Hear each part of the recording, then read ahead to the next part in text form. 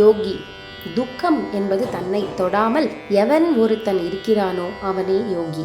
பாவம், அதாவது மனசில் அசுத்தம்தான் துக்கத்துக்கு காரணம். மனசில் உள்ள அசுத்தங்கள் எல்லாம் நீங்கினால் அது தானாகவே பரமாத்மாவின் பக்கம் திரும்பிவிடும். ஒழுங்கினாலும் கட்டுப்பாட்டினாலும் தான் மனசில் அசுத்தங்களை அகற்ற முடியும். இந்த சரீர கூட்டிலிருந்து ஆத்மா பிரிந்து போவதற்கு முன்பு சரியான கல்வியின் மூலமும் அபியாசத்தின் மூலமும் கட்டுப்பட்டு ஒழுங்காக வாழ்ந்து அசுத்தங்களை போக்கிக் கொண்டு விட வேண்டும்.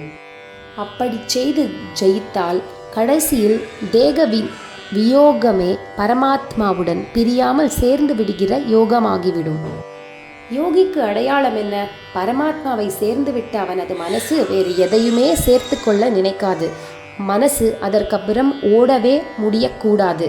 அப்படி ஓடாமல் ஆகிவிட்டால்தான் அதற்கப்புறம் இப்போது இந்த மனசினால் நமக்கு உண்டாயிருக்கின்ற இத்தனை தொந்தரவுகளும் தொலைந்த போதும் அந்த நிலையை பெறுவதற்கு எதை சேர வேண்டும்?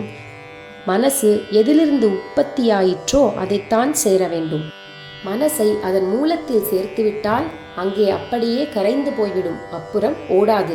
அதுவே சகல தொந்தரவுகளிலிருந்து விடுபட்ட நிலை.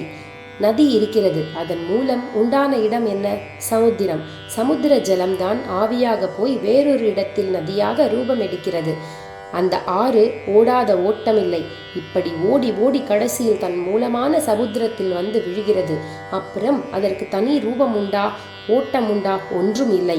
இப்படி நதிகளுக்கெல்லாம் மூலமாக இருந்து முடிவில் இவற்றை தன்னிலேயே சேர்த்து கொள்கிற சமுத்திரம் மாதிரி நம் மனசுகளை எல்லாம் முடிவான சேர்க்கையில் யோகத்தில் தன்னோடு கரைத்து கொள்கிற ஒன்று இருக்கிறதா என்றால் இருக்கிறது. சமாதி நிலையில் ஞானிகள் யோகிகள் தங்கள் தனி மனசை கரைத்துவிட்டு வெளிப்பிரக்னியே இல்லாமல் இருக்கும்போதே இந்த வஸ்துவிடம்தான் சேர்ந்திருக்கிறார்கள். சமாதி நிலைக்கு அப்புறம் ஒரு யோகி அந்த வஸ்துவை விட்ட மாதிரி நமக்கு தோன்றினால் கூட உண்மையில் இது நீங்காத சேர்க்கைதான். உள்ளூர் அவனுக்கு அந்த சேர்க்கையின் அனுபவமே தான் இருந்து கொண்டிருக்கும். அதனால்தான் அவர் வெளிப்பிரக்னையோடு இருக்கிற மாதிரி நமக்கு தோன்றுகிற போது கூட அதை அடைய வேண்டும், இது அடைய வேண்டும் என்கிற ஆசை எதுவுமே அவருக்கு இல்லை. ஏதாவது ஒன்று தனக்கு வேண்டுமென்று கொஞ்சம் கொஞ்சம் ஒருத்தனுக்கு தோன்றிவிட்டாலும் கூட அவன் யோகி இல்லை, அவன் சுவாமியை சேரவில்லை என்றுதான் அர்த்தம். யோகியின் அடையாளத்தை வேறு விதமாகவும் சொல்லலாம்.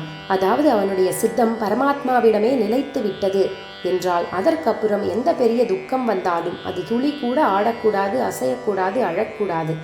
இப்படி இல்லாமல் சித்தம் துளி துளி சலித்து விட்டால் கூட அவன் பரமாத்மாவை அடையவில்லை என்றே அர்த்தம். யோகிக்கு அநேக துக்கம் வரும்.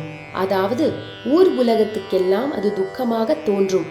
ஆனால் அவனுக்கு தூக்கம் லவேசமும் தெரியாது. பட்டக்கட்டை மாதிரி இருப்பான். பட்டக்கட்டை என்பது கூட சரியில்லை, அது உணர்ச்சியே இல்லாத நிலையல்லவா. யோகி ஒருத்தன்தான் பூரண பிரக்ஞையோடு இருக்கிறவன். அவன் சதானந்தமாக இருக்கிறவன். அது வேண்டும் இது வேண்டும் என்பதே இல்லாமல் சதா ஆனந்தமாக உட்கார்ந்து கொண்டிருந்து விட்டால் அதுதான் யோகம்.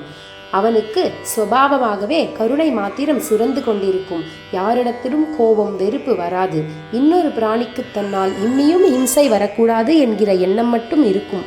வெளி உலகத்தின் பார்வைக்கு அவன் என்னென்ன காரியம் செய்தாலும் அதிலெல்லாம் அவனுக்கு தான் செய்கிறோம் என்கிற அகங்கார எண்ணமே இராது.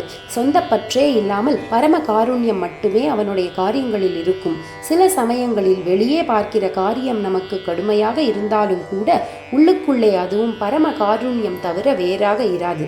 மகா யோகியான பரமேஸ்வரன் இப்படித்தான் சம்ஹாரம் செய்கிறார். நமக்கு அது கொடுமையாய் தெரியலாம். ஆனால் ஒவ்வொரு ஜீவனும் எத்தனை பாப ஜீவனாக இருந்தாலும் சிறிய காலமாவது கர்மகதியிலிருந்து விடுதலை அடைந்து தன்னிடம் லயித்திருப்பதற்காகவே அவர் சம்ஹாரம் செய்கிறார். தினமும் நமக்கு தூக்கத்தை கொடுத்து அந்த வேளையில் சுக துக்கங்களிலிருந்து நமக்கு விடுதலை தருகிற மாதிரி இந்த சரீரம் விழுந்த பின்னும் கொஞ்ச காலம் ஸ்ரம பரிகாரம் தருகிறார். தினம் தூங்கிவிட்டு மறுநாள் விழித்து கொண்டு பழையபடி நல்லது கெட்டதுகளில் விழுகிற மாதிரி இச்சரீரம் போய் சிரம பரிகாரம் ஆன பின் இன்னொரு சரீரத்தில் விழித்து கொள்கிறோம். இந்த அலைச்சல் புனரப்பி ஜனனம் புனரப்பி மரணம் கூடாது. இந்த சரீரம் போனால் இன்னொரு முறை சரீரம் வரக்கூடாது. அப்படி செய்து கொள்ள வேண்டும். கட்டுப்பாடு, ஒழுங்கு, பரம கருணை, தபஸ், பூஜை, யக்ஞம், தானம் எல்லாம் அதற்குத்தான். குழந்தையாக இருக்கிற காலத்திலிருந்தே இவற்றிலெல்லாம் பழக்க வேண்டும். அப்படி பழக்கினால்தான் கோடானு கோடி ஜனங்களை இந்த மாதிரி படிப்படியாக உயர்த்துவதற்கு முயன்றால்தான் எங்கேயாகிலும் ஒரு யோகி, ஒரு ஞானியாவது பூரணமாக உண்டாவார். அப்படி ஒருத்தர் உண்டாவதுதான் இத்தனை மனுஷ்ய சிருஷ்டிக்கும் பலன்.